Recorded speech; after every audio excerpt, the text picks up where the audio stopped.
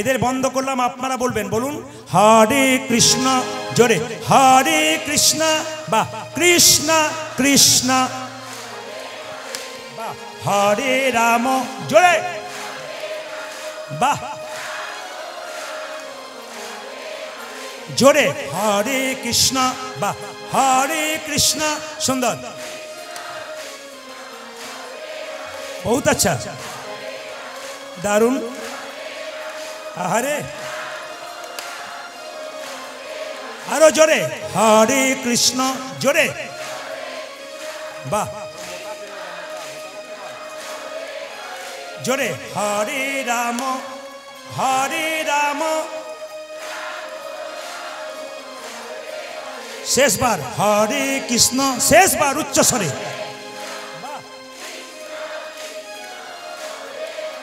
বাহ, হরে রাম, সুন্দর, দান দান দান দান। আগে কি আপনাদের কীর্তনের দল টল ছিল নাকি?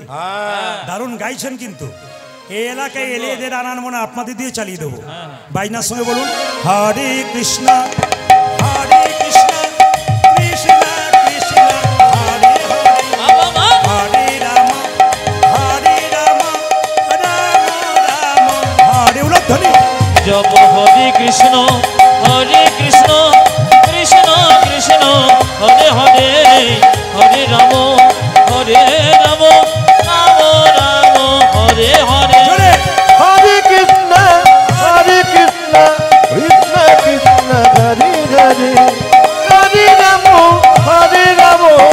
রাম রাম হরে হরে, হরে কৃষ্ণ কৃষ্ণ কৃষ্ণ হরে হরে, হরে রাম রাম রাম হরে হরে, হরে কৃষ্ণ কৃষ্ণ কৃষ্ণ হরে হরে, হরে রাম রাম রাম হরে হরে, নয়নানন্দেতে ভনে সেই তো সকলে জানে, সর্বসিদ্ধি করতলে, সবাই মিলে একবার বলুন রাধে রাধে। সুন্দর পরিবেশ আপনাদের। আমি কালকে আমি গতকালকে ছিলাম একবার উস্থি চৌসা বলে একটা জায়গায়, গ্রামের ভেতরে গান করাতে পারে নাই, মাঠের মধ্যে করাচ্ছিল, প্রচুর লোকের জায়গা, এত ভক্তের বা মানে বেশি, তো আপনারা সবাই মিলে একবার জোরে রাধারানীর নাম করবেন। বলছে রাধা কৃষ্ণ বলেছেন যে আমাকে ভালোবাসবে আগে রাধার নাম করতে হবে, রাধার নাম যদি কেউ করতে পারে আমাকে পয়সা লাগে না, বিনামূল্যে কিনে নেয়, যদি তাই হয় তাহলে শুধু রাধে রাধে বলবেন, জোরে বলুন রাধে রাধে। আমি जोर से बोलना पड़ेगा, प्रेम से बोलना पड़ेगा, जोर से बोलना पड़ेगा। দাঁড়ান, এবার বলবেন, কাল সকাল থেকে একজন একজনকে দেখবেন, কি বলবেন, কি বলবেন, ভক্ত ভক্তকে দেখবেন, কি বলবেন, মন্দিরে যাবেন, কি বলবেন, বাড়ি ফিরবেন, কি বলবেন, স্বামী স্ত্রীতে ঝগড়া হবে, কি বলবেন,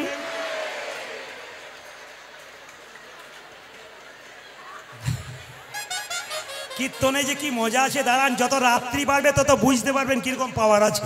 যেটা বলুন রাধে রাধে রাধে রাধে। বেশ বেশ, আমি আজকে আপনাদের একটা জায়গা যাওয়ার জন্য বলবো। আপনার নবদ্বীপ কে কে গেছেন হাত তুলুন, নবদ্বীপ, বেশ খুব সুন্দর কথা, হাত নামান। এবার বলি, যারা যারা নবদ্বীপ যাওয়া অভ্যাস আছে তাদের বলবো নবদ্বীপ কাটোয়া যাবেন, ওখান থেকে বাস ধরবেন, 10 থেকে 15 টাকা ভাড়া, শ্রীখণ্ড গোপীনাথের মন্দির ঘুরে আসবেন। আমাদের ভাই ঘুরে এসেছেন, প্রেম আছে, অনেকেই ঘুরে এসেছেন। তবে বলে রাখি মায়েরা, শ্রীখণ্ডে গোপীনাথের হাতে দেখবেন নাড়ু কিন্তু পাথরের। আপনারা এখানে ভগবান দেখতে পাচ্ছেন মন্দিরে, ভগবানের হাতে কিন্তু আসল নাড়ু থাকে, ওখানে গোপীনাথের হাতে গিয়ে দেখবেন পাথরের নাড়ু। শুধু পাথরের নয়, অর্ধেকটা পাথরের নাড়ু। এই নাড়ু অর্ধেকটা পাথরে হলো কেন? এই যে কীর্তনে আমাকে মালা পরানো হলো, মায়েরা এই মালা তিলক দেওয়ার রীতি প্রথম কে চালু করেছিল? শ্রীবাসঙ্গনে প্রথম দিয়েছিল কে? ভক্ত রঘুনন্দন। এই জন্য আজকে লীলার নাম ভক্ত রঘুনন্দন। ছোট করে শ্রবণ করবেন। এই যে বাতাসা প্রসাদ আপনারা দেখতে পাচ্ছেন, আমি দেবুকে বলবো কীর্তনের শেষে 2-4 কেজি 10 কেজি বাতাসা এখানে আনবে। আপনাদের বলে দিয়ে যাই, লীলাটি শুরু করবার আগে রঘুনন্দনের জন্ম হয়েছিল বৃহস্পতিবার। জোরে বলুন, কিবার বললাম? সেই দিন একটা দেবীর পুজো ছিল, তার নাম হচ্ছে সরস্বতী পুজো। তো সেই দিন কিন্তু জন্ম নিয়েছিল কে? রঘুনন্দন। মায়েরা, রঘুনন্দন 5 বছর বয়সে গোপীনাথকে নাড়ু খাওয়াবে। এই নাড়ু প্রসাদ কীর্তনের শেষে আপনারা কাপড়ের কোণে বেঁধে নিয়ে যাবেন। মায়েরা কাপড়ে কোণে, দাদারা পকেটে নিয়ে যাবেন, বাড়িতে কৌটোর মধ্যে যত্ন করে রাখবেন। লাভ কি হবে? আগামীকাল কিন্তু বৃহস্পতিবার, কাল থেকে শুরু করতে পারবেন, সুযোগ আছে। আপনার বাড়ির বাচ্চা যদি খুব চঞ্চল হয়, পড়াশুনোতে মাথা নাই, আপনি ভালো করে বিবেচনা করবেন, রঘুনন্দন লীলা পড়বেন। যদি এই বাতাসা প্রসাদটি স্নান করে তুলসী মন্দিরে বসে একটা তুলসী পাতা দিয়ে জয় গোপীনাথ বলে ছেলের মুখে যদি 3 বার দিতে পারেন, 1 বছর দেবেন প্রতি বৃহস্পতিবার, ছেলে কৃষ্ণ ভক্ত হবে, তার সঙ্গে বিদ্যান পর্যন্ত হবে। 1, 2, যদি আপনার বাড়িতে কোনো ব্যক্তি অসুস্থ অবস্থায় আছে, অনেক দিন দেখাচ্ছে রোগ ভালো হচ্ছে না, এটা খেলে যে রোগ ভালো হবে তা নয়, কিন্তু একটা কাজ হবে, দীর্ঘদিনের রোগের অনেক কষ্টের উপশম পাবেন যদি বাতাসা প্রসাদটা জয় গোপীনাথ বলে তুলসী পাতা দিয়ে তার মুখে একবার দেওয়া যায়। 2, 3 নম্বর, যদি বাড়িতে কারো অশান্তি থাকে, একবার সহজ পদ্ধতি বলে দিই। এই বাতাসাটি তুলসী মঞ্চে দিয়ে তুলসী গাছের নিচে গুঁড়ি করে ভেঙে দেবেন। দিয়ে কি করবেন মায়েরা? প্রতিদিন 1 ঘটি জল তুলসী মন্দিরে দেবেন, 4 বার পরিক্রমা করবেন। বাড়ির সবাই শান্তি ডাকতে হবে না, শান্তি আপনা আপনি আপনার বাড়ি আসবে। প্রশ্ন করবেন, প্রদীপ বাবু একটি বাতাসা হয়তো বা পেলাম, এতে সারা বছর চলবে কি করে? বুদ্ধি দিয়ে যায়। আপনি বাড়ি নিয়ে যাবেন বাতাসাটা, কালকে আপনি বিকালে হরির লুট দেবেন, নিয়ে 1 কেজি বাতাসা কিনে হরির লুট দিয়ে এই বাতাসাটি তার মধ্যে ভরে দেবেন। ব্যাস, প্রতি বৃহস্পতিবার সেই বাতাসা বাচ্চাকে দেবেন, বাড়ির সবাইকে দেবেন, দেখবেন কৃষ্ণ ভক্তির উদয় হবে। লীলাটি শুরু করবার আগে আবার একবার বলতে চাই, প্রসাদ আপনারা সবাই পাবেন সন্তানের মঙ্গল, সংসারের মঙ্গলের জন্য। এই প্রসাদটির খুব দাম, এটার জন্য মানুষ শ্রীখণ্ডে যায়, কিন্তু লীলার মাধ্যমে দিয়ে যদি প্রসাদ পেয়ে যায়, এর কিন্তু অতি উত্তম ফল হয়। তাই যারা মায়েরা সন্তানের মঙ্গল চান, দিনের পর দিন মন্দিরে বসে বসে সন্তানের মঙ্গলের জন্য কাঁদেন, আজকে এই প্রসাদটা নিয়ে ভক্তি ভরে ছেলেকে দিন, দেখুন আপনার ফল ফলে কিনা। জোরে বলুন রাধে রাধে রাধে রাধে। প্রথমে গল্পটি শুনবেন। বর্ধমান জেলার শ্রীখণ্ড গ্রামের 2 ভাই, বড় ভাইয়ের নাম মুকুন্দ সরকার, ছোট ভাইয়ের নাম নরহরি সরকার। কি বললাম মায়েরা? বড় ভাইয়ের নাম কি? মুকুন্দ সরকার। ছোট ভাইয়ের নাম কি? নরহরি সরকার। হরে কৃষ্ণ। আস্তে। বড় ভাই কবিরাজি চিকিৎসা করে, আর ছোট ভাই তার সঙ্গে কম্পাউন্ডারি করে। একদিন ছোট ভাই বড় ভাইকে বলছে, দাদা, বলে কি সেবাসঙ্গনে মহাপ্রভুকে দেখতে গেলে হয় না? দাদা তখন বললো, বোকার মতো কথা বলিস না। বলে কেন? এখন যেমন একটু রাস্তা যেতে গেলে টোটো অটো ধরেন, সাইকেল মোটর সাইকেলে যান, তখন রাস্তার পর রাস্তা মানুষ চলে যেত, কোনো গাড়ি ঘোড়া পেত না, হেঁটে হেঁটেই চলে যেত। ছোট ভাই বলছে, দাদা হেঁটে হেঁটে সেবাসঙ্গনে মহাপ্রভু কৃপা পেতে যাব। বড় ভাই বলছে, শোন, পা ফুলে যাবে, যেতে পারবি না। ছোট ভাই বলছে, দাদা সাধুগুরু বৈষ্ণবের মুখে শুনেছি যে হরিনাম করতে করতে রাস্তা দিয়ে যায়, তার রাস্তা অনেক খাটো হয়ে যায়। চলো না দাদা, তুমি আগে আগে যাবে, আমি পেছন পেছন যাব। কি জন্যে? বললাম তো, মহাপ্রভুর আশীর্বাদ নেব, কৃপা নেব, মহাপ্রভুকে দেখব। 2 ভাই মিলে চললো কোথায় মা? শ্রীবাসঙ্গনে মহাপ্রভুকে দেখবার জন্যে। জোরে বলুন। বড় ভাইয়ের নাম কি? মুকুন্দ সরকার। ছোট ভাইয়ের নাম কি? নরহরি সরকার। যাচ্ছে তালি বাজাতে বাজাতে কোথায়? শ্রীবাসঙ্গনে। আগে যাচ্ছে মুকুন্দ, পেছনে নরহরি। কৃষ্ণ কেশব কৃষ্ণ কেশব কৃষ্ণ কেশব তাই নাম, রাম রাঘব রাম রাঘব রাম রাঘব লক্ষ্মণ। হরে কৃষ্ণ কৃষ্ণ কৃষ্ণ হরে হরে, হরে রাম রাম রাম রাম হরে হরে। শুধু কীর্তন শুনলে হবে না, বলে নিতে হয়। বলার সুযোগ যদি কেউ না পায়, এই জন্য বলে নিতে হয়। মুসলিম সমাজে দেখবেন নামাজ পড়ে, কোন জায়গায় পড়ে? মসজিদ যাওয়ার আগে কোনো মুসলিম ভাই রাস্তাতেই নামাজ পড়ে দেয়। জিজ্ঞেস করি, ভাই নামাজ এখানে পড়ছো কেন, বাড়িতে গেলে পড়লে হয় না? বলে নাম আজ, নাম এই মুহূর্তে, বলা তো যায় না, নিঃশ্বাসের বিশ্বাস নাই।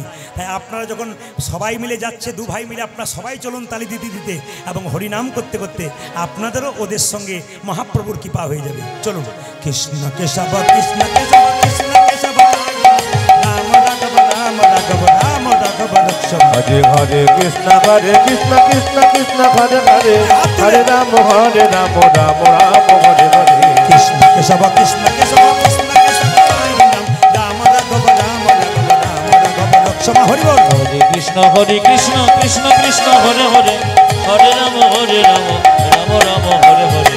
কৃষ্ণ কেশব কৃষ্ণ কেশব কৃষ্ণ কেশব, তাহি রাম রাম রাঘব রাম রাঘব রাম রাঘব রক্ষম। হরি বল।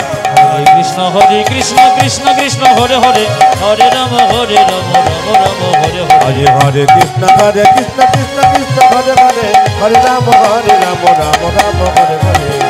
কৃষ্ণ হরে কৃষ্ণ কৃষ্ণ কৃষ্ণ হরে হরে, হরে রাম রাম রাম। কৃষ্ণ হে যে হরি হরি বল।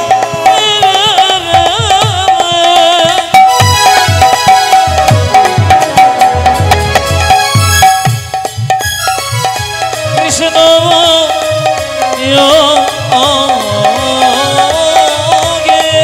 হাততালি দিয়ে প্রেম সে ভক্তি করে।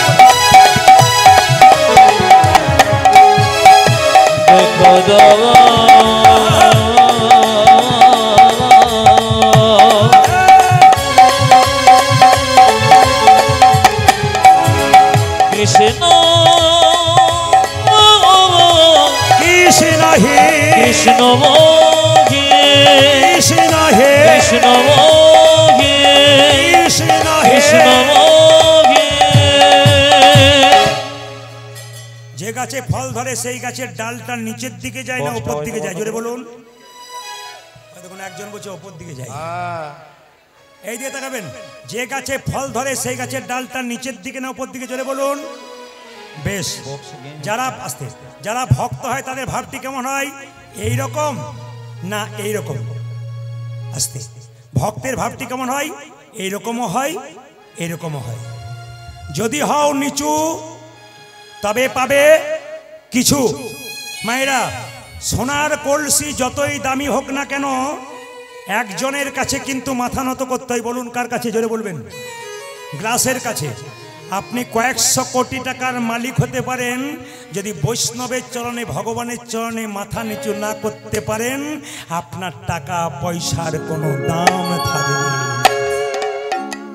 মায়েরা, ভগবান একটা কথাতেই সব জবাব দিয়ে দিয়েছে। সব একটা কথাতে। পৃথিবীতে 750 কোটি মানুষের বাস, ভাষা হলো 7000। ভগবান একটা কথাতে উত্তর দিয়ে দিলেন। ভগবানকে ভজন করতে গেলে মন মনা মদ ভক্ত। মায়েরা, মন্দিরে যাবেন, 4টে আপেল 4টে কলা নিয়ে যান। জোরে বলুন ভগবান খাই। জোরে বলুন হ্যাঁ না খাই। তাহলে আপনারা কাল থেকে নিয়ে যাবেন না। ভগবান খায় না, ভগবান কি করে দেখে। তুমি যে 4টে আপেল 4টে কলা নিয়ে গেলে, প্রেমের ভাবে নিয়ে গেলে না অহংকারের ভাবে নিয়ে গেলে? অহংকারটাকে ফেলে দেয় আর প্রেমটুকু গ্রহণ করে। মুকুন্দ নরহরি যখন দুজন চুপচাপ দাঁড়িয়ে আছে, ভক্ত যদি কাইমনে কোনো বাঞ্ছা করে, ভগবানের সাধ্য নাই সেই বাঞ্ছা নাই পুরে। মহাপ্রভু শিবাসকে বলল, শিবাস, দু ভাই আমাকে দেখবার জন্য এসেছে। ভক্ত যদি বারবার আমার দেখার ইচ্ছা করে, আমি কি ভক্তকে না দেখা দিয়ে থাকতে পারি? ও শিবাস, চলো চলো, সুরধ্বনি তীর দিয়ে একবার আমরা চলে যাই নাম করতে করতে, ওরা দু ভাই আমাদের দর্শন করুক। মায়েরা মনে মনে যদি সত্যি ভগবানকে পাবো বলেন, ভগবানকে পাবেন। মুকুন্দ সরকার নরহরি চুপচাপ বসে বসে ভাবছে কখন প্রভু বেরিয়ে আসে, একবার দেখবো। মহাপ্রভু ভক্তের ইচ্ছা পূর্ণ করবার জন্যে সুরধনে তীর দিয়ে হরিনাম গাইতে গাইতে যাচ্ছে, আর দু ভাই মিলে দর্শন করছে। কি গাইছে? সুরধনে তীরে, সুরধনে তীরে তেরা মহাবিলস বিলস সমবয় বালক সঙ্গে। আরি সুরধনে তীরে তীর মহাবিলস সমবয় বালক সঙ্গে। সুরধনির তীরে তীর মহাবিলস সমবয় বালক সঙ্গে। সুরধনি তীরে তীর মহাবিলস সমবয় বালক সঙ্গে। আরি সুরধনে তীরে তীর মহাবিলস সমবয় বালক সঙ্গে। করে করতালি ধ্বনিত হরি ধ্বনি, আবার করে কর তার নিত হরি ধনে। করে করতালি ধ্বনিত হরি ধ্বনি। পূজা যে করে উলধ্বনি।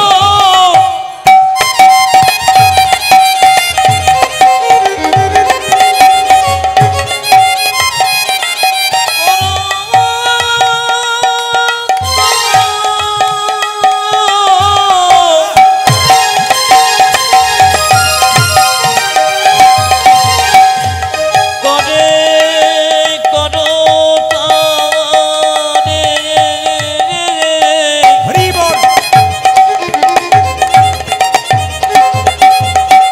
করে করতা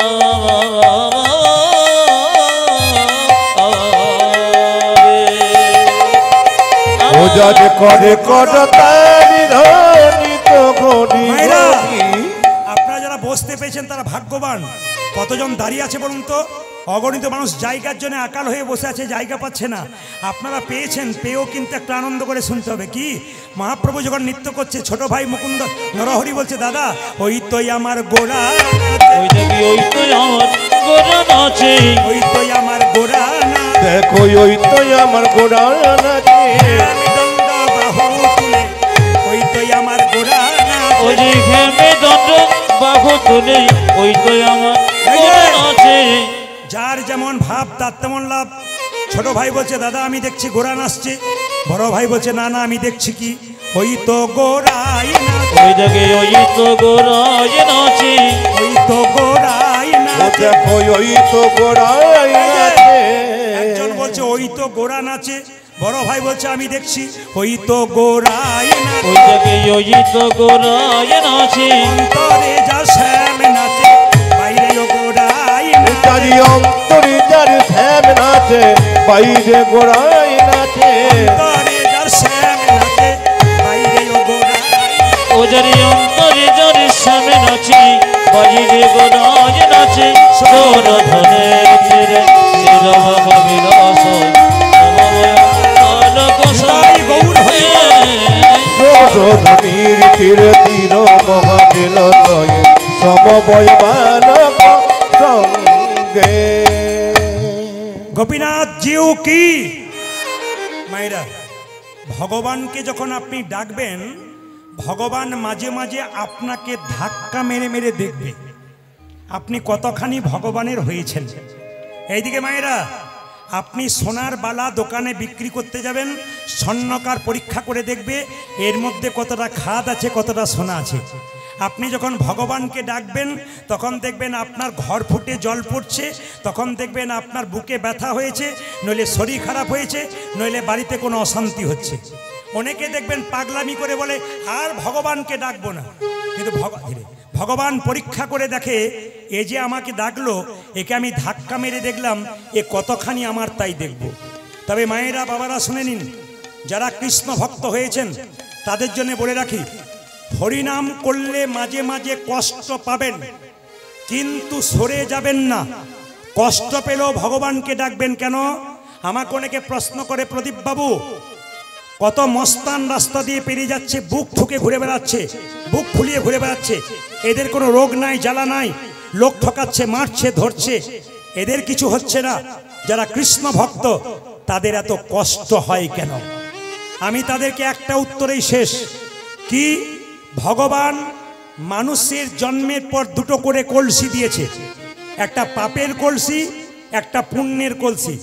যে মস্তানি করছে, লোক ঠকাচ্ছে, ওর পাপের কলসিটা এখনো পূর্ণ হয় নাই, পূর্ণ হয়ে গেলে ভিখারির মতো রাস্তায় তাকে ঘুরে বেড়াতে হবে।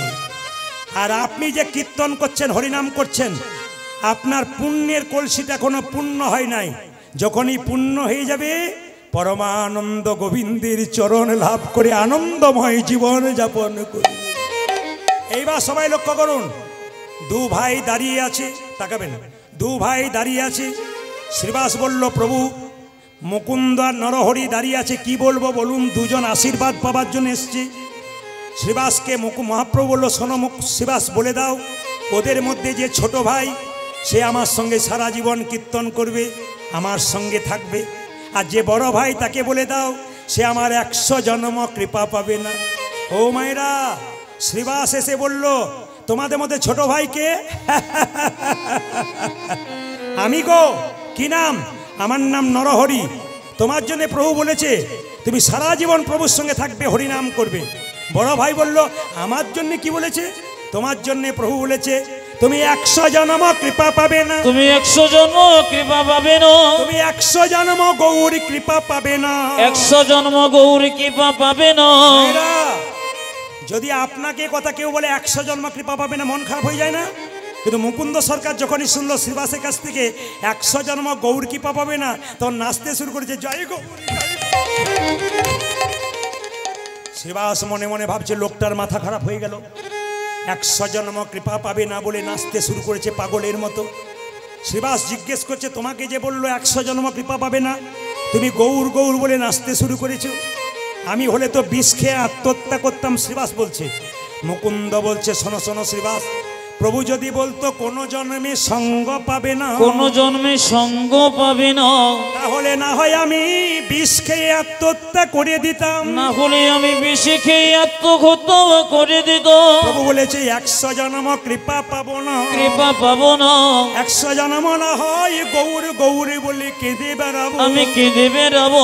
যখন 100 জন্ম পেরিয়ে যাবে, 101 জন্মে প্রভুর সঙ্গ আমি 101 জন্মে প্রভু সঙ্গ পাবো, 1 জন্মে প্রভুর সঙ্গ পাবো, তুই একই জন্মে প্রভুর সঙ্গ পাবো, 100 জন্ম কেঁদে বেড়াবো, 1 জন্মে প্রভুর সঙ্গ পাবো, আমি 100 জন্ম কেঁদে বেড়াবো, 101 জন্মে প্রভুর সঙ্গ পাবো, আমি 100 জন্ম কেঁদে বেড়াবো, 101 জন্মে প্রভু সঙ্গ পাবো, 100 জন্ম কেঁদে বেড়াবো, 101 জন্মে প্রভু সঙ্গ পাবো, তুই একই জন্মে প্রভুর সঙ্গ পাবো। বাবা 3 ঘন্টার কীর্তন শুনতে সে কতজনের হাঁটু ব্যথা হয়, কতজনের কোমর ব্যথা হয়, ধৈর্যচ্যুত হয়। এরা বসে বসে আজকে শিখে নিক। মুকুন্দ সরকার বলছে 100 জন্ম গৌর বলে কাঁদবো, 101 জন্মে তো কৃপা পাবো। এর থেকে কি শিখে যাচ্ছেন? শুধু কীর্তন শুনলে হবে না, শিখে যেতে হবে। কি শিখছেন? কেউ যদি ধৈর্য ধরে ভগবানকে ডাকতে পারে, নাম শুনতে পারে, তার জীবনে লাভ হয়। রামকৃষ্ণদেব বলেছেন, ধৈর্য যার ভগবান তার, ধৈর্য যার নাই ভগবান তার নাই। মায়েরা বাড়িতে সবজি কাটবেন, চঞ্চল হয়ে গেলে আঙুল কেটে যাবে। রান্না করবেন, 2 বার নুন দিয়ে ফেলবেন, বাড়ির লোকের কাছে গাল খাবেন। দাদা ভাইয়েরা যারা চঞ্চল, তাদের জীবনে কোনো উন্নতি নাই। মহাভারত কি বলল? যারা চঞ্চল তারা দুর্যোধনের লাইনের লোক, আর যারা স্থির তারা যুধিষ্ঠির মহারাজের দলের লোক। আজকে হরিবাসরে দেখতে পাচ্ছি আপনার সকাল থেকে বসে আছেন, প্রত্যেকে কিন্তু যুধিষ্ঠির মহারাজের মানুষ। কারণ আপনারা যদি স্থির না হতে পারেন, এরকম করে কীর্তন শুনছেন, গৌর গোবিন্দের কৃপা তো আপনাদের আগে হয়ে যাবে। বাবা, ভক্ত যদি চোখের জলে কাঁদে, ভগবান সহ্য করতে পারে না।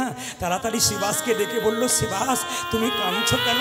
প্রভু, আমার ভাইকে তুমি কৃপা করলে, আমাকে করলে না। কি দোষ করেছিলাম প্রভু? আমার ভাই তোমার সঙ্গে কীর্তন করবে, আমি অপরাধ করেছি নাকি?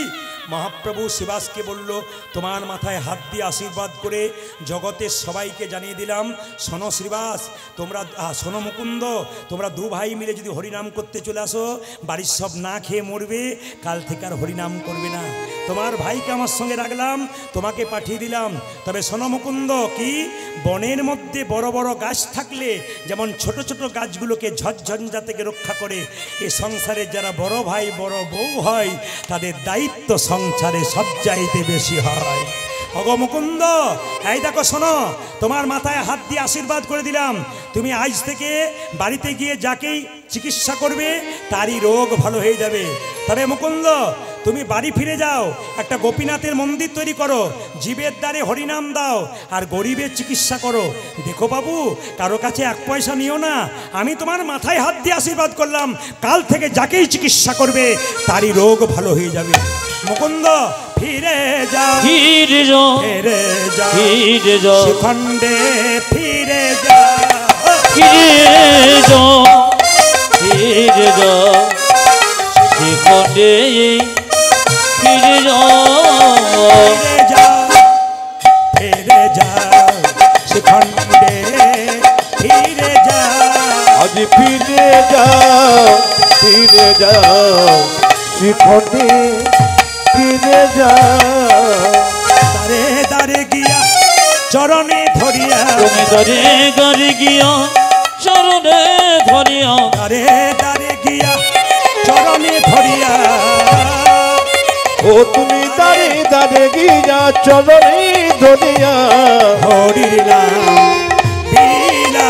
তুমি দরে দরে গিয়া চরণে ধরিয়া, হরে না বিনা, ফিরে যাও, ফিরে যাও, শিখণ্ডে ফিরে যাও, ফিরে যাও, ফিরে যাও, শিখণ্ডে ফিরে যাও। আমার মহাপ্রভুর আজ্ঞা পাইয়া মুকুন্দ চলিলা, মুকুন্দ চলিলা। আমার মহাপ্রভুর আজ্ঞা পাইয়া মুকুন্দ চলিল, মুকুন্দ চলিল, যে মহাপ্রভুর আজ্ঞা পাইয়া মুকুন্দ চলিলা, মুকুন্দ চলিলা। ওই আমার মহাপ্রভুর আজ্ঞা পায়া মুকুন্দ চলিলা, মুকুন্দ চলিলা। আর শিখণ্ড গ্রামেতে আমি শিখণ্ড গ্রামেতে আছি, শিখণ্ড গ্রামেতে আসি, আজ শিখণ্ড গ্রামেতে আসি, উপনীত হইলা, উপনীত হইলা। আমি শিখণ্ড গ্রামেতে আসি, উপনীত হইয়া, উপনীত হইয়া, বলো বলো হরি বল, বলো বলো হরি বল, বলো বলো হরি বল। বলো বলো হরি বল। দেখুন কীর্তনের ফাঁকে ফাঁকে কত সুন্দর শিক্ষা আছে, বাস্তব শিক্ষা। তাকাবেন আমার দিকে। মুকুন্দ সরকার বাড়ি ফিরে এলো, মন্দির তৈরি করে দিল। আপনারা যারা কীর্তন শুনে বাড়ি যাবেন তাদের কাছে নিবেদন রইল, যারা নতুন বাড়ি তৈরি করবেন, মন্দির করবেন, তাদের জন্য একটা সুন্দর কথা বলে যাই। আমার কথা নয়, এই কথাটি হচ্ছে খনামা, খনার বচন। ও মায়েরা, গেলে খনামা বলেছে যে দক্ষিণ দুয়ারি ঘরের রাজা, পূব দুয়ারি তার প্রজা, উত্তর দুয়ারির খাজনা নাই, পশ্চিম দুয়ারির মুখে ছাই। যতজন জ্ঞানীজন এখানে বসে আছেন, এই কথাটি খনা মায়ের কথা, যার জীব কেটে দেওয়া হয়েছিল। খনার বচন পড়লে জানতে পারবেন। আজকে মুকুন্দ সরকার বাড়ি এলো, কিন্তু সবাই লক্ষ্য করুন, খনার বচনের মতো মানলো। কি মানলো? তাকাবেন কি বলছে, বলছে দক্ষিণ দুয়ারি ঘরের রাজা, পূব দুয়ারি তার প্রজা, উত্তর দুয়ারির খাজনা নাই, পশ্চিম দুয়ারির মুখে ছাই। যদি বাড়ি কোনোদিন কেউ করেন তবে দরজাটা দক্ষিণ দিকে করলে আপনার ঘরটা রাজার ঘর হয়ে যাবে, কারণ দক্ষিণ দিকে কোনো ঝঞ্ঝা নাই, সবসময় সুসুর করে সুন্দর হাওয়া দেয়। যদি দক্ষিণ দিকে কেউ না করতে পারেন তবে খনামা বলেছে পূব দুয়ারি তার প্রজা, না পারলে পূব দিকে করো। উত্তর দিকে দরজা করলে খাজনা দেবার পয়সা থাকে না, অভাব বেড়ে যায়। পশ্চিম দুয়ারির মুখে ছাই, তার মানে পশ্চিম দিকে দরজা করলে কি হয় মা, ঝড়ঝঞ্ঝা পাবার সুযোগ থাকে। আবার তাকাবেন, বাড়ি তৈরি করেছেন, মন্দিরটা কোথায় করবেন? বাড়ির ভেতরে মন্দির কোথায় করবেন? যে যেখানে বসে শুনে রাখুন, ঈশান কোণে বাড়িতে মন্দির করতে হয়। ঈশান কোণ কাকে বলে? পূর্ব উত্তর কোণটাকে ঈশান কোণ বলা হয়। সাবধান থাকবেন, যতজন কীর্তন শুনতে এসছেন বাণীগুলো শুনে নেবেন, জীবনে ব্যবহার করবেন, শিখবেন। যদি কেউ ঈশান কোণে কোনোদিন বাথরুম পায়খানা করে, আমার কথা নয়, বড় বড় জ্যোতিষ পণ্ডিতরা বলছেন, যদি কেউ বাড়ি তৈরি করে ঈশান কোণে বাথরুম পায়খানা করে ফেলে তবে জেনে নেবেন তার বাড়িতে বেশ কয়েক বছরের মধ্যে একজন আত্মহত্যা করতে চলেছেন। তাই বারবার বলবো, অনেকে প্রশ্ন করতে পারেন, প্রদীপ বাবু আমার বাড়িতে ঈশান কোণেই পায়খানা ঘর, তাহলে এখন করব কি? আমার তো জায়গা নাই। জ্যোতিষ বন্ধু আমার প্রচুর আছে, তাদের সঙ্গে প্রায় দিন আমার আলোচনা হয়। বললাম তাহলে কি করা যায়? বললেন জ্যোতিষ শাস্ত্র বলেছে যদি বাথরুম পায়খানা বাই চান্স আপনার ঈশান কোণে হয় তবে আপনি এক বাটি লবণ দোকান থেকে কিনে এনে, টাটকা লবণ, ঈশান কোণে বাথরুমের কোনো এক জায়গায় রেখে দেবেন। প্রতি মাসে মাসে একবার করে পরিবর্তন করে নেবেন। আপনি যে রান্না করবেন, রান্নাঘরটা কোন ঘরে হবে? অগ্নিকোণ, পূর্ব দিকে মুখ করে রান্না করবেন। যখন বাড়িতে শোবেন, জ্যোতিষশাস্ত্র বলল দক্ষিণ দিকে মাথা করে শুতে হয়, উত্তর দিকে পা করে শুতে হয়। উত্তর দিকে মাথা করে শুতে নেই কেন? তাকাবেন, আমাদের পূর্বপুরুষ যারা মারা গেছে তারা যমের দুয়ার হচ্ছে দক্ষিণ দুয়ার, তাই সব সময় পূর্বপুরুষরা দক্ষিণ দিকেই থাকেন। দক্ষিণ দিকে পা করে শুলে পূর্বপুরুষদেরকে অপমান করা হয়। দক্ষিণ দিকে পেছন করে কেউ বাথরুম বসলে পূর্বপুরুষকে অপমান করা হয়। এই জন্য মাথায় রাখবেন, এক দক্ষিণ দিকে মাথা করতে পারেন, এক পূব দিকে মাথা করতে পারেন, উত্তর দিকে মাথা নয়। হিসাব বলে দিলাম, মুকুন্দ সরকার একটা গোপীনাথের মন্দির তৈরি করলো, যাকে চিকিৎসা করছে তারই রোগ ভালো হলো। সেই সময় বাংলার একজন নবাব ছিল মালদাতে। যদি কেউ যান মালদা, আমি প্রতিনিয়ত মালদাতে গান করি। মালদার গৌর বলে একটা জায়গা আছে, ওখানে একজন নবাব ছিল মুসলমান, তার নাম হুসেন শাহ।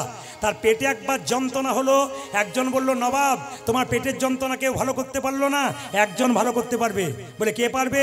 শ্রীখণ্ডে যদি মুকুন্দ কবিরাজের বাড়ি যেতে পারো, তবে শর্ত আছে। কি? গরিবের চিকিৎসা করে, বড় লোকের করে না। নবাব বললো তাহলে আমি কি করে যাব? তুমি হুসেন ফকির সেজে যাও, তোমাকে যেন কেউ চিনতে না পারে। এত বড় বাংলার নবাব হুসেন ফকির সেজে শ্রীখণ্ডে এলো, এসে জিজ্ঞেস করছে, ও ভাই মুকুন্দ সরকারের বাড়ি কোনটা? ওই যে মন্দিরটা দেখতে পাচ্ছ, ওটাকে লক্ষ্য করে চলে যাও। এ ভাই মুকুন্দ সরকারের বাড়ি কোনটা? সোজা চলে যাও, দেখবে প্রচুর লোক লাইন দিয়ে দাঁড়িয়ে আছে, চিকিৎসা করাচ্ছে। ও ভাই মুকুন্দ সরকারের বাড়ি কোনটা? আর একজন বলছে না না, যত এগিয়ে যাবে খোল করতালে শব্দ পাবে, ওটা মুকুন্দ সরকারের বাড়ি। মায়েরা, এত বড় বাংলার নবাব হুসেন শাহ ফকির সেজে কেউ যেন চিনতে না পারে এরকম করে দাঁড়িয়ে আছে। সবাইকে বলল বাবা আমাকে একটু জায়গা করে দাও, আমি ফকির মানুষ, আমার পেটে বড় যন্ত্রণা। সবার মায়া হলো, সামনে দাঁড় করিয়ে দিল। মুকুন্দ সরকার তখন তুলসী পত্র দিয়ে গোবিন্দের চরণ সেবা করছে। যে যেখানে বসে আছেন মন দিয়ে শুনে নিন, একবারে দামি কথা। অ্যাপেলো, চেন্নাই, ব্যাঙ্গালোর, ভেলোর ডাক্তার দেখাতে যান, প্রদীপ পালের কথাটা মিলিয়ে নেবেন। ডাক্তারবাবু টেবিলের দিকে তাকাবেন, কৃষ্ণের ছবি। যে জাতির ডাক্তার সেই জাতির ভগবানকে তারা ভজনা করে। আমি একবার গিয়েছিলাম, একজন ডাক্তারকে দেখাচ্ছিলাম, উনি দেখলাম টেবিলে কৃষ্ণের ছবি রেখেছেন, অথচ সবচাইতে বড় ইউরোলজি 201টা ইউরোলজি চেন্নাই হসপিটালে, তার মধ্যে 1 নম্বর জায়গায় ফরেন কান্ট্রি থেকে পাস করে এসেছে, আমেরিকা থেকে পাস করে এসেছে। সেই ব্যক্তি চিকিৎসা করবার আগে কৃষ্ণের চরণে তুলসী পত্র দিয়ে চিকিৎসা করছে। লজ্জা লাগা উচিত আমাদের।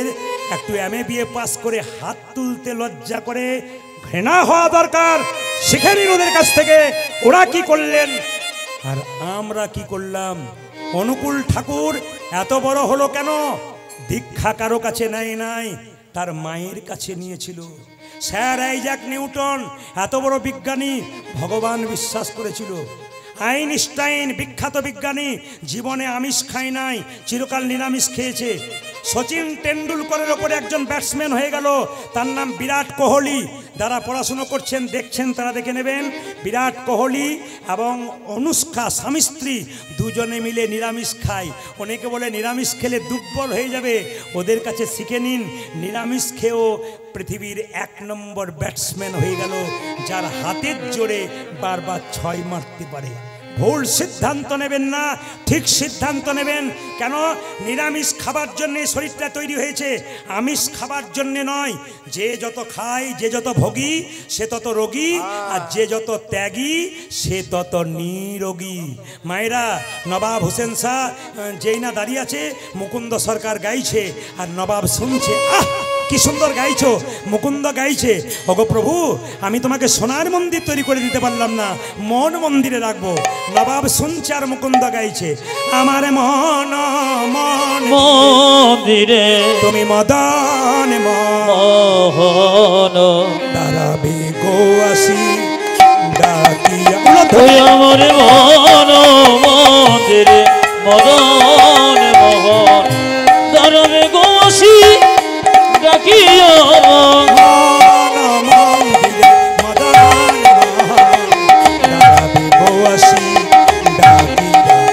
আমার মন মন্দিরে মদন মোহন দাঁড়াবে গুয়াতি ডাকিয়া। কাঁদিয়া কাঁদিয়া তব নাম লইয়া, আমি কাঁদিয়া কাঁদিয়া তব নাম লইয়া। কাঁদিয়া হরি বল।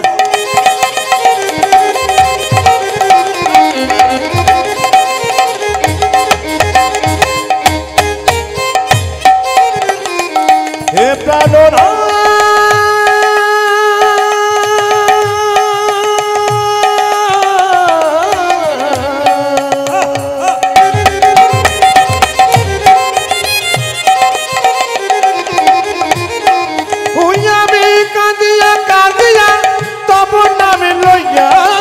জলে বো ভাসাইয়া, আমি কাঁদিয়া কাঁদিয়া তব নাম লইয়া।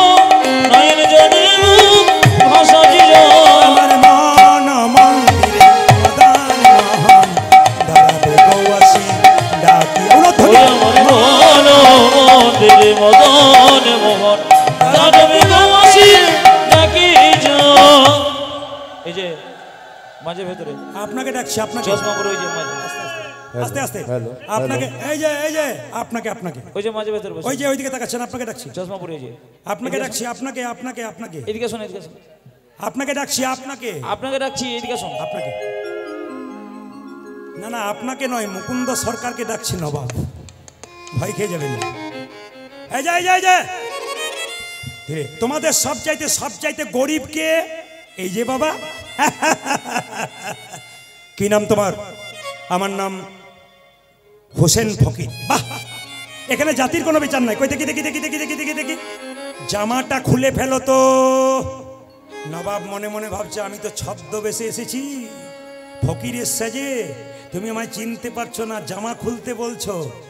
যদি খুলে দিই আর যদি আমার রোগ ভালো না হয় তাহলে দেখবে তোমার কেমন হয়।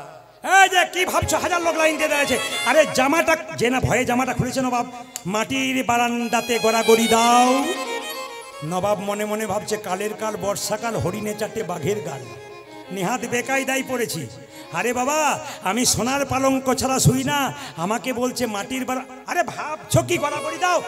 যেই না নবাব গড়াগড়ি দিয়েছে অমনি চমকে উঠে বলল, কবিরাজ কি তোমার এখানে ওষুধ দেওয়া থাকে নাকি? বলে কেন গো? যেই না আমি গড়াগড়ি দিলাম আমার অর্ধেকটা পেটের রোগ ভালো হয়ে গেল। মুকুন্দ বলল, সবাইকে দিতে দিতে এক আধটু পড়ে যাই, তোমার হয়তো কাজে লেগে গেছে। ওই দেখি দেখি দেখি দেখি, হাঁ করো তো। যেই না নবাব হাঁ করেছে, মুকুন্দর কারো সরকার ওষুধ দিয়েছে আর নবাবের পেটের যন্ত্রণা ভালো হয়ে গেছে। কি শিখলেন? যেই না মাটিতে গড়াগড়ি দিল অমনি নবাবের অর্ধেক পেটের যন্ত্রণা ভালো হয়ে গেল। তত্ত্ব কি বলল? ভক্ত পদ ধুলি আর ভক্ত পদ ভক্ত পদজন ভক্ত ভক্ত শেষ হয় তিন মহাব। তিন মহাব যেখানে হরিনাম হয় সেই জায়গায় কোনো ভক্ত যদি কীর্তনের শেষে একবারে হাগৌরি বলে গড়াগড়ি দিতে গড়াগড়ি দিতে পারে, তার শুধু দেহ রোগ দূর হয় তা নয়, তা নয়, তার ভব রোগ দূর হয়ে যায়। ভব রোগী দূর হয়ে যায়। তাকাবেন তাকাবেন, আমি শুধুমাত্র প্রত্যেকটা উদাহরণের দ্বারা বলে দিই, আপনারা শুনবেন। আমি কয়েকদিন আগে হুগলিতে গান করছিলাম। মায়েরা, গানের বাসাতে যখন বসে আছি, তিনটে মেয়ে 4 চাকা থেকে নেমে খালি বাড়ির লোককে খোঁজ করছে, প্রদীপ বাবু কোথায় আছেন। আমার বাসাতে গেলেন, তিনটে মেয়ে তিনটে গোপালকে ছেলের মতো কোলে করে নিয়ে গেলেন, নিয়ে বসিয়ে বললেন, বাবা কলকাতা সব জায়গায় পাওয়া যায় না, আমার এখানে আত্মীয় বাড়ি, তাই 3 জন চলে এলাম। ভালো করেছেন। কীর্তনের আসরে বসে আছে, সবাই লক্ষ্য করবেন যারা মায়েরা কীর্তন শুনছেন, মেয়েগুলো কীর্তনের আসরে বসে আছে, তিনটে গোপালকে সামনে বসিয়ে কীর্তন শুনছে। কীর্তন যখন শেষ হয়ে গেল, তিনটে মেয়ে ধুলোতে গড়াগড়ি দিচ্ছে। আমি একজনকে জিজ্ঞেস করলাম, দিদি এত দামি কাপড় কলকাতা থেকে এসেছো, দামি দোকান থেকে কিনেছো, কাপড়টা তোমার ময়লা হয়ে যাবে না? উনি বললেন, বাবা আপনার কীর্তনে শুনেছি স্বামীর যদি 10টা কাপড়ের দোকান থাকে, চিতাতে যখন শুইয়ে দেবে একটাও কাপড় সঙ্গে দেবে না, তাই ধুলায় গড়াগড়ি দিলাম। শুনলে চমকে যাবেন। জিজ্ঞেস করলাম, আপনি কি করেন? মায়েরা চমকে যাবেন শুনলে। বলছে, কলকাতার কোনো একটা কলেজে আমি পড়াই, মানে প্রফেসর, লেকচারার, অধ্যাপিকা। লজ্জা লাগা উচিত। সামান্য MA পাস করে আমরা ধুলোতে গড়াগড়ি তো দূরে কথা, হাত তুলতে পারি না, তুলতে পারি না। কিন্তু লজ্জার বিষয়, কলেজে পড়াই যে মেয়েটা, সেই মেয়েটা গড়াগড়ি। আরেকজন মেয়েকে জিজ্ঞেস করলাম, আপনি কি করেন? উনি বলছেন, আমার স্বামী দাঁতের ডাক্তার, আমিও ডাক্তার। বাহ! আরেকটা মেয়ের কম বয়স জিজ্ঞেস করলাম, তুমি কি করো? বলছে, দাদা আমি বিউটি পার্লারে কাজ করি। বললাম, আমিও তো করি। উনি বললেন, আপনি কখন করেন? সবসময় তো কীর্তন করছেন। আমি কীর্তনের মাধ্যমেই তো করি। বললাম, বুঝলাম না। বলে, শোনো, তুমি যখন বিউটি পার্লারে কাজ করো তখন সবার বাইরেটা ভালো করার চেষ্টা করো, আর আমি হরিনামের বিউটি পার্লারে কাজ করি, ভক্তের ভেতরটাকে ভালো করার। এই হচ্ছে বিউটি পার্লারে কাজ, যেখানে ভালো ভালো কথা বলে, কথা এমন বলতে হবে রাস্তা দিয়ে ছুটে বেড়াবে পকেটে পকেটে, হৃদয় মন্দিরে কেন ওই কথা আপনি নেবেন, জীবন আপনার সুন্দর করবেন, তবে আপনার কৃষ্ণ নাম শোনা সার্থক হয়ে যাবে। মায়েরা, যেই না মুকুন্দ সরকার ওষুধে নবাবের ভালো হয়ে গেছে, নবাব চিৎকার করে বলল, মুকুন্দ কে? কে তুমি? এত বড় সাহস, তুমি আমার নাম করছো? আমি হলাম সারা বাংলার নবাব হোসেন শাহ। নবাব, আমার অপরাধ হয়ে গেছে। না না, অপরাধ তোমার হয়নি, তোমাকে পরীক্ষা করতে এসেছিলাম তুমি কত বড় কবিরাজ। সত্যি তুমি বড় কবিরাজ, তোমাকে এখানে রাখা হবে না, তুমি আমার গৌড়ে চলো মালদাতে।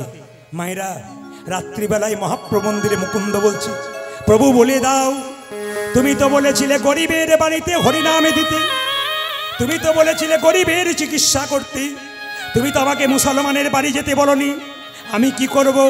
সঙ্গে সঙ্গে ভগবান মহাপ্রভু আকাশবাণী করে বললেন, মুকুন্দ, ঈশ্বরে যা করে তা জোরে বলুন মঙ্গলেরই জন্যে। আমি শুনতে চাই, জোরে বলবেন ঈশ্বর যা করে তা। একটু জোরে বলুন ঈশ্বর যা করে তা। এবার চুপ করুন, আমি যা বলবো এবার বলবেন। আপনার ছেলে মাধ্যমিক পরীক্ষায় ফেল করেছে, আমি যদি কাছে গিয়ে বলি ঈশ্বর যা করে তা মঙ্গলের জন্য, কি বলবেন?